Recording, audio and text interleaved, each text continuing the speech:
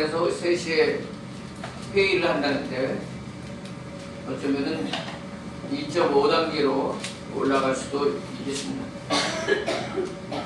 2.5단계가 중요한 것은 우리 대면 예배를 드릴 수 없게 된다는 것. 우리 교회, 우리에게는 아주 피부로 와닿는 그런 내용이기 때문에 중요한 것이죠. 그래서 우리들이 기도하며 어려운 시간들을 잘 이겨나갈 수 있는 기회로 삼기를 바랍니다. 도리어 위기가 기회의 기회가 될 수 있도록 우리는 더욱 힘써 모여 기도하고 주님의 도우심을 갈구해야 할 것입니다. 자, 이제 환난 중에도 즐거워하나니라는 제목으로 하나님의 말씀을 전하도록 하겠습니다. 창세기 16장에는 하갈이라고 하는 애굽 이집트 여인이 나옵니다. 우리가 아시는 대로 아브라함의 아내 사레의 몸종이었습니다. 어찌 애굽 여인이 사레의 몸종으로 이곳까지 가나안 땅까지 왔는지는 알 수 없지만 스스로 자원하거나 순탄한 길로 이곳까지 온 것은 아닌 듯 싶습니다. 하루는 사레가 불러서 자기 남편 아브라함의 아들을 낳아달라고 말하는 것입니다.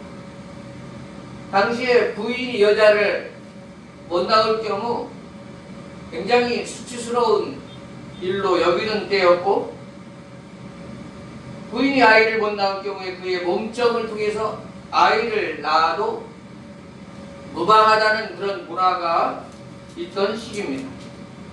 그 몸종도 부인에게 속해 있는 하나의 물건에 불과하기 때문에 그런 것입니다. 물론 이 하갈 입장에서는 원하는 일은 아니었을 것이지만 그가 몸종으로서 여주인의 그 청을, 아니 명령을 거부할 수 있는 권리 또한 없는 것입니다. 그래야 그녀는 아브라함의 85세에 그의 첩이 되었고 곧이어 그의 아기를 잉태하게 되는 것입니다. 그래도 문제가 생겼습니다.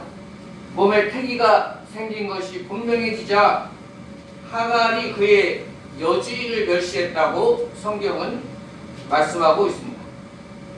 그녀가 아이를 가졌다고 실제로 장희빈같이 권세를 부렸을런지, 아니면 하갈의 임신한 후에 그 모습이나 행동이 이전과 달라서 사례의 입장에서 민감하게 반응했을 수도 있는 것입니다. 사례는 창세기 16장 5절에 보면 남편 아브라함에게 내가 받은 모욕은 당신이 받아야 옳도다. 아브라함에게 책임을 돌리고 아브라함은 사례에게 당신의 여종이니 당신의 수중에 있으니 당신 좋을 대로 하시오, 이렇게 대답하고 있습니다. 그 여종을 어떻게 하든지 상관하지 않겠다. 참 애꿎은 하갈은 애매한 고통을 당합니다. 또 자기가 원해서 아브라함의 첩이 된 것도 아니고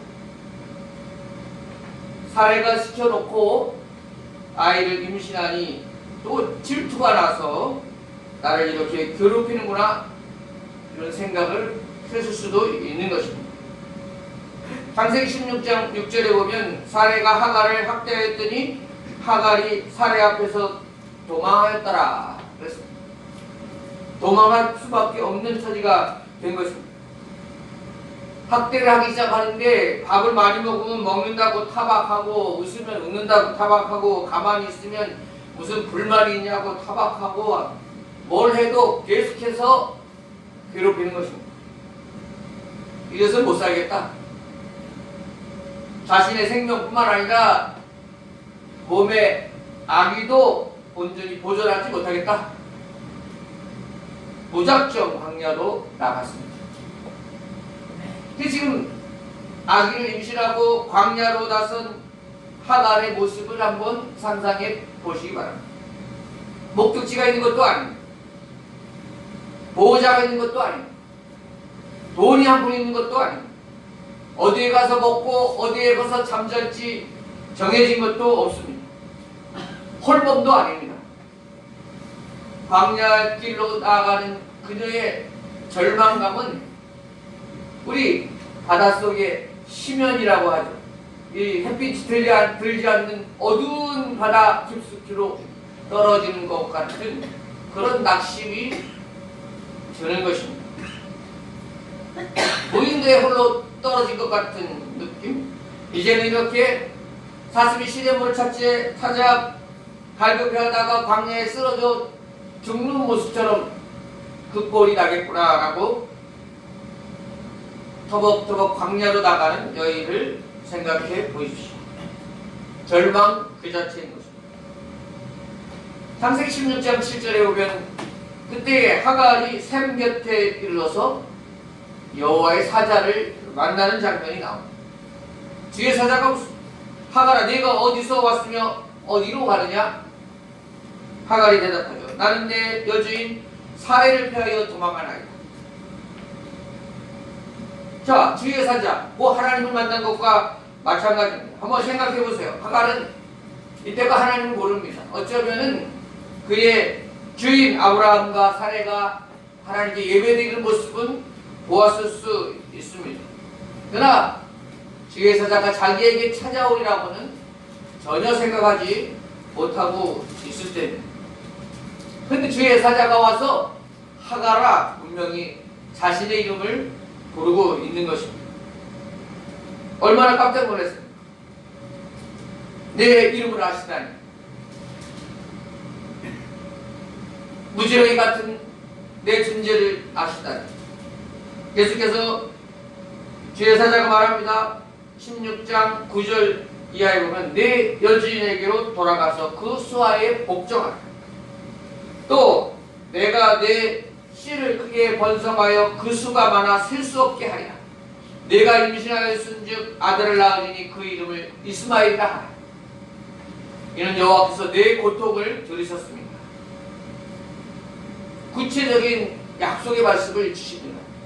지켜주시겠다고 약속하고 계십니다. 자기같이 한낱 몸종에 불과한데 헤매다가 쓰러져 야생동물같이 죽어마땅한 인생에게 이렇게 찾아오셔서 이름을 부르시고 구체적인 계획을 말씀하시고 약속의 말씀을 주시다니 하갈은 얼마나 개인적으로 감격했겠습니까? 이스마엘 여호와께서 내 고통을 들으셨다. 하나님께서 내 고통을 들으셨다. 하나님께서 내 모든 상황을 보고 계셨다. 그리고 찾아와서 이름을 부르시며 말씀하고 계신다. 이 확신이 드는 것입니다. 우리는 코로나19의 어려운 상황을 보내고 있는데 이 개인적으로도 참 어려움을 겪는 분들이 많습니다. 질병이나 경제적인 것이나 인간관계의 모든 면에 있어서 자기 처지를 비관하며 살아가는 사람들이 많습니다. 코로나19 시대 이후에 더욱 불행하게 우울하게 절망 가운데 살고 있는 사람들이 너무 많다는 것입니다. 사회에서도 나를 버리고 이 사회에서 나를 진정으로 믿어줄 사람이 누가 있어? 내 목소리에 정말 귀 기울여줄 사람이 누가 있어? 아무리 생각해도 나는 이 세상에 쓸모도 없는 존재야. 계속 살아야 죄만 짓고 쓰레기처럼 변해버린 내 모습. 하나님께서도 나를 보시며 한심하다 하실걸? 이런 자괴감에 빠져있는 사람들이 많은 것입니다. 우리나라에 은둔형 외톨이라고 해서 그 사지가 멀쩡한데 방 밖을 못 나오고 방에서만 생활하는 사람이 청장년들 50대도 있고요. 그런 사람들이 약 정부에서 추산하기는 13만 명 정도가 방에서 못 나오는 장애인도 아니고 멀쩡한데 정신적인 장애죠. 13만 명 정도 추산하고 있습니다. 그런 사람뿐만 아니라 생활하지만 직장도 다니지만 절망의 늪에서 헤어나지 못하고 언제 어떻게 자살할지 모르는 사람들이 수많이 있는 것입니다. 또 죽지 못해 살아있지만 기쁨도 평화도 없이 우울증과 침울함 속에 살아가는 사람이 이 땅에는 얼마나 많은지 보는 것입니다. 그럼 오늘 말씀을 기억해 봅시다. 하나님은 하갈 선택한 백성도 아니었습니다. 그저 몸종에 불과한 천한 식군이었습니다. 하나님을 한번 찾지도 기도하지도 않았습니다. 그런 여인에게까지도 하나님은 눈여겨보시고 그의 광야에 찾아오시고 그에게 말씀하시고 그에게 약속을 주셨다면 우리 하나님의 백성, 하나님을 아버지라고 부르고 하나님 앞에 기도드리고 하나님을 찾는 우리 백성들에게 어떻게 하나님께서 무심할 수 있으시겠습니까? 어떻게 우리의 기도를 응답하지 않으실 수 있겠습니까? 그것이 불가능한 것입니다. 우리는 하나님을 찾고 기도할 때에 하나님은 반드시 반응하십니다. 반드시 응답하십니다. 당장 이루어지지 않아도 그곳에는 하나님의 응답이 있음을 확실히 믿으시기를 축복합니다. 하나님 우리의 고통과 부르짖음을 외면치 않고 들으시는 분이십니다.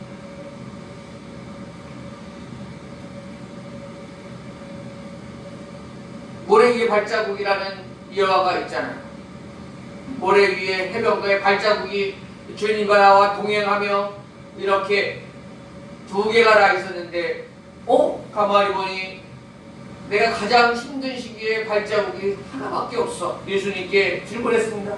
예수님, 제가 가장 힘든 시기에는 어디 가셨습니까? 그때는 왜 응답지 않으셨습니까? 왜 발자국이 하나입니까? 라고 했을 때 예수님이 그때는 내가 너를 업고 가던 시기였다고 말하는 유명한 예화가 있습니다.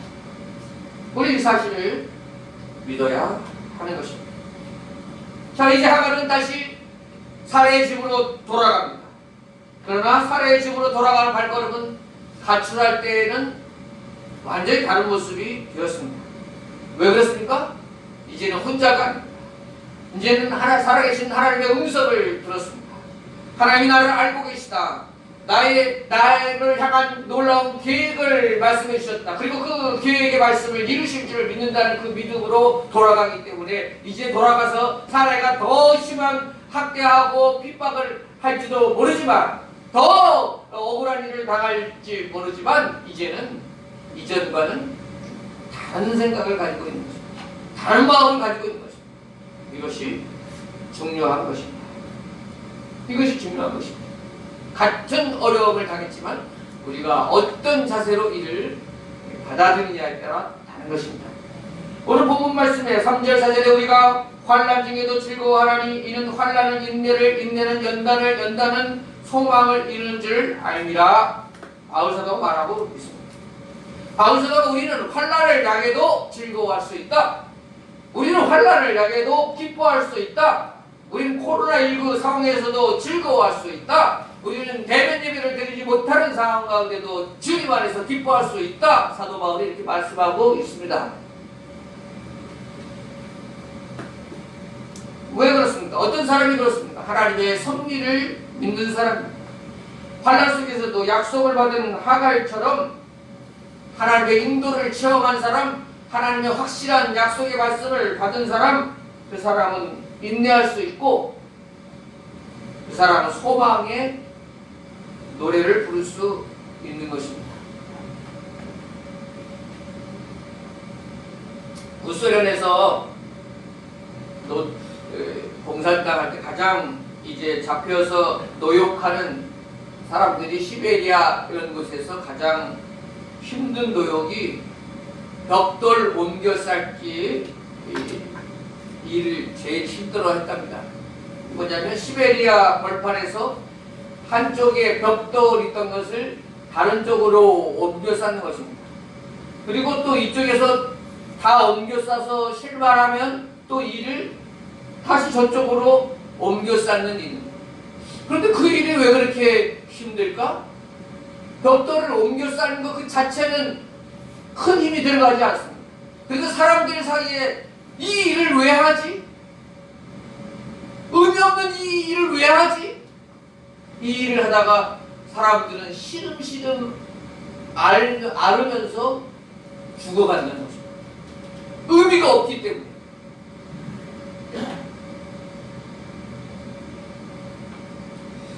그래서 사도 바울이 환난 가운데서도 우리가 기뻐할 수 있는 이유는 이 환난이 인내를 만들어 내기 때문이다. 환난이 우리에게 인내를 주시는데 이 인내는 단순히 억지로 참아내는 그런 인내가 아니라 하나님의 약속이 있고 우리를 연단시키고 우리를 더욱 소망을 갖게 하시는 그런 인내다 라고 하는 의미를 줄 때 우리는 이겨낼 수 있다는 것입니다. 연단도 그 가운데 소망을 노래하는 사람도 있지만 더 굳은 인격을 가지고 더 잔인하게 될 수도 있습니다. 환난을 당한다고 다 인내하는 것이 아닙니다. 환난으로 말미암아 더 회의내는 사람도 있습니다. 오래 고생했다고 다 참고 연단하고 소망을 갖는 길로 가는 것이 아닙니다. 그러니까 중요한 것은 하나님을 향한 믿음 없이 겪는 환난은 의미 없이 당하는 환난은 더 불평하고 좌절하고 더 쓰러지는 것뿐이지만 더 폐인이 되어 버리지만 믿음을 가지고 당하는 환난, 믿음 앞에 닥쳐오는 환난은 도리어 우리를 강하게 만들고 도리어 우리를 인내하게 만들고 도리어 우리를 하나님 앞에 정결하게 만드는 사람으로 변화시킨다 하는 것입니다. 믿음의 시련이 불신앙의 시련이 아니라 믿음의 시련이 인내를 만들어내고 인내는 연단은 소망으로 이어진다 하는 것입니다. 그렇기 때문에 코로나19 같은 상황이 우리에게 닥쳐온다 할지라도 우리는 이것을 어떻게 받아야 하느냐?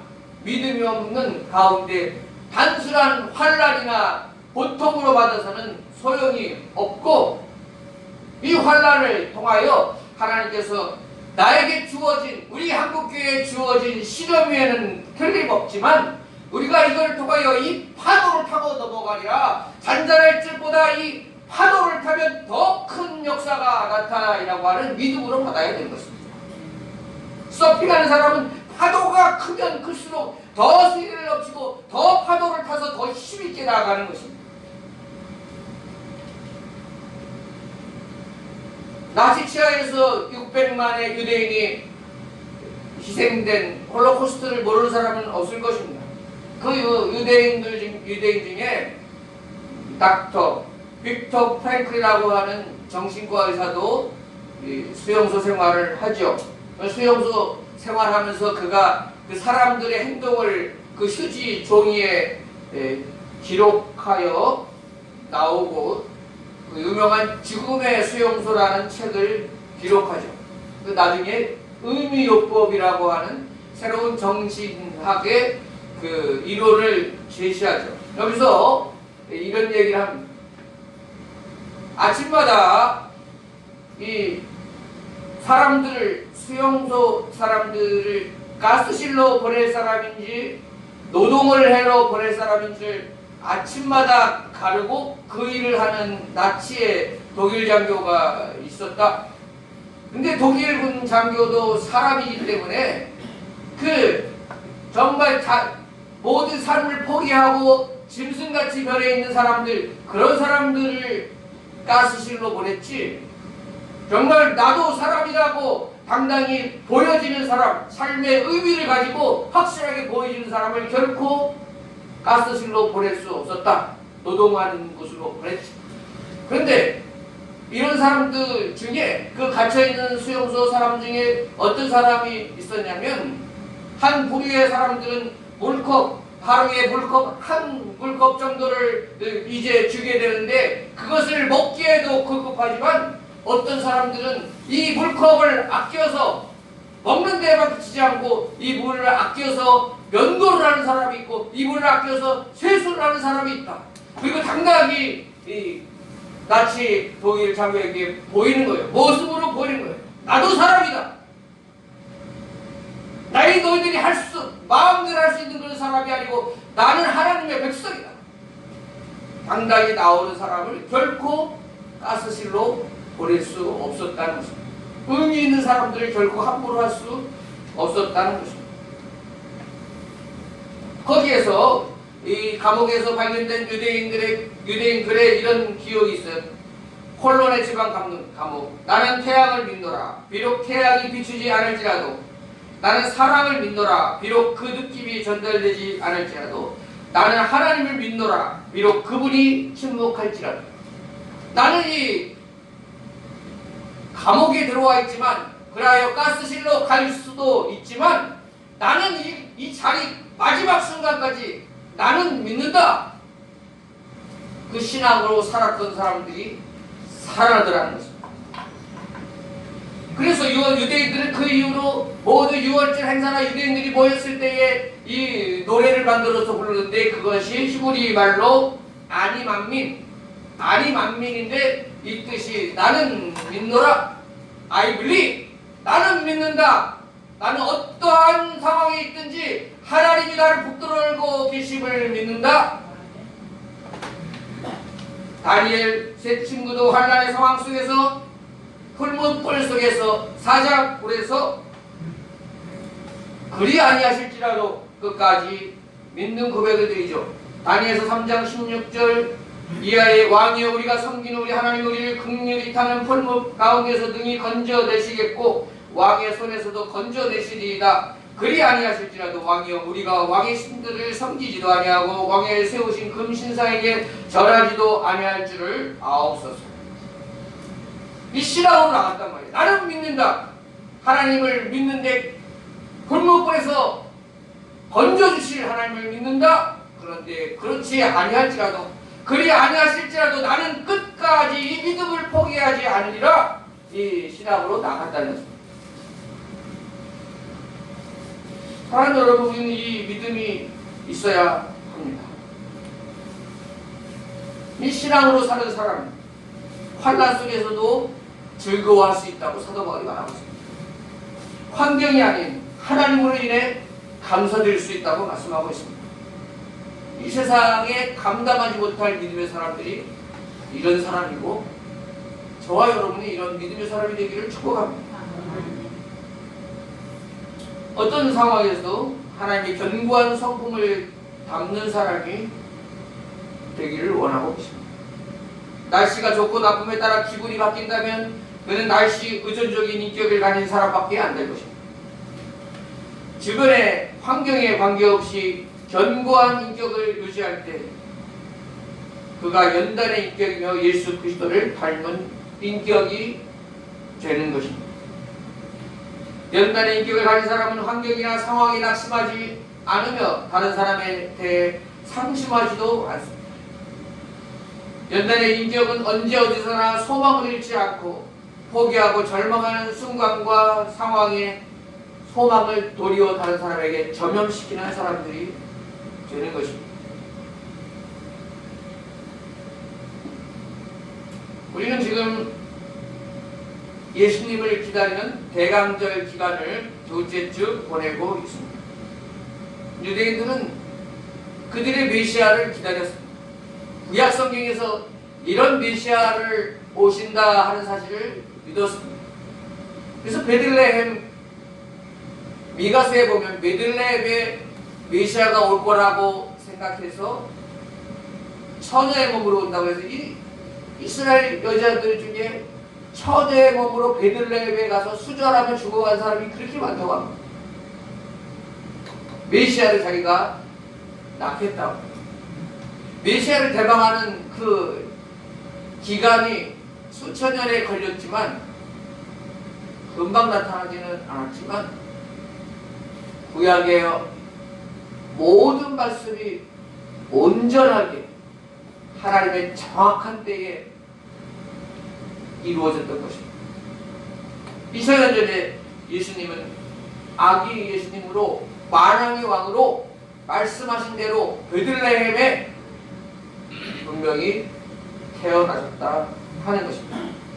우리의 죄와 사망의 자리에서 우리를 구원해 주실 그 예수님을 약속의 말씀대로 반드시 보내주셨다 하는 것입니다.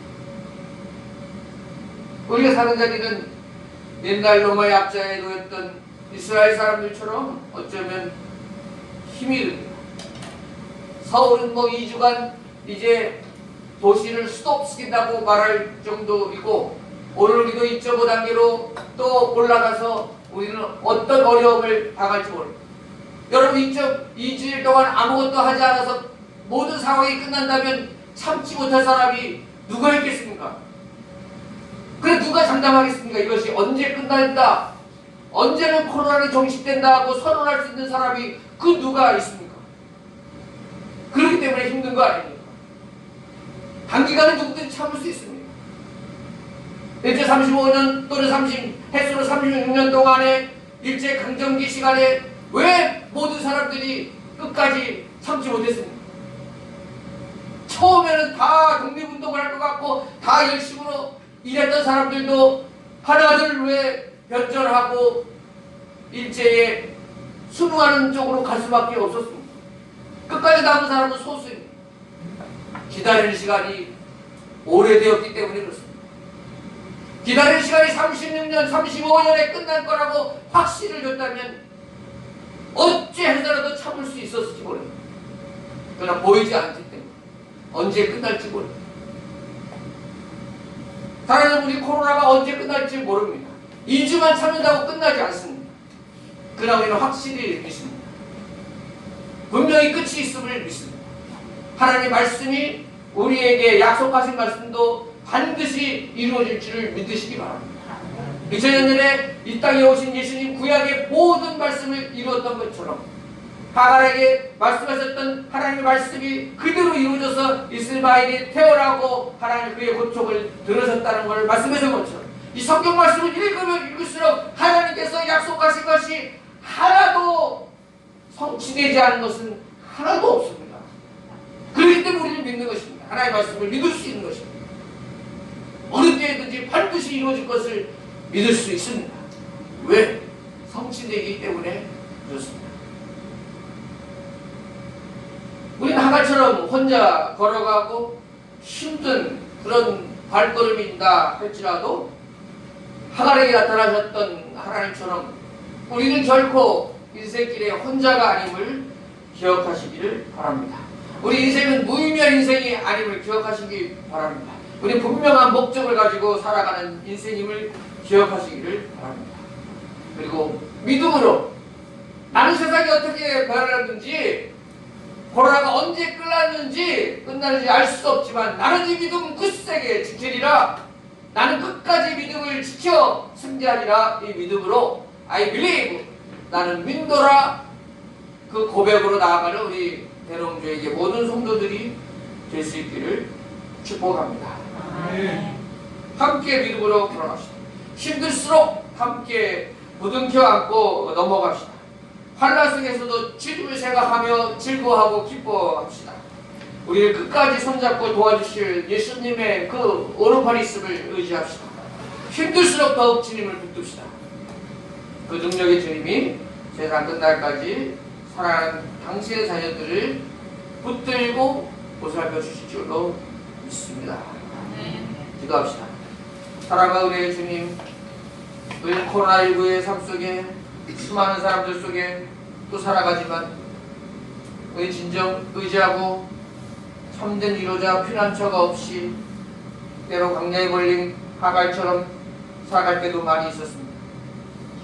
그러나 삶 곁에 하갈에게 나타나셔서 소망과 약속을 주셨던 주님, 바로 우리에게도 이 시대에 찾아오시며 힘들수록 하나님의 말씀을, 하나님의 약속을, 삶의 의미가 있음을 새로 보여주심에 감사드립니다. 오늘 사도 바울의 말씀처럼 환난 가운데서도 즐거워할 수 있는 믿음의 눈을 허락하여 주시옵소서. 세상이 어떻게 변하든지 난 믿노라는 주님을 의지하며 살아가는 소망이 넘치는 우리의 모습 되도록 인도하여 주시옵소서. 우리가 힘들수록 우리 곁에 가까이 오셔서 우리의 친구가 되시고 우리의 손잡아 주시고 우리의 위로자가 되시는 예수님을 더욱 의지하오니 반란이 인내를 인내가 연단을 연단이 소망을 이뤄나가는 그 열매를 맺게 하여 주시옵소서. 예수님의 이름으로 기도드립니다. 아멘.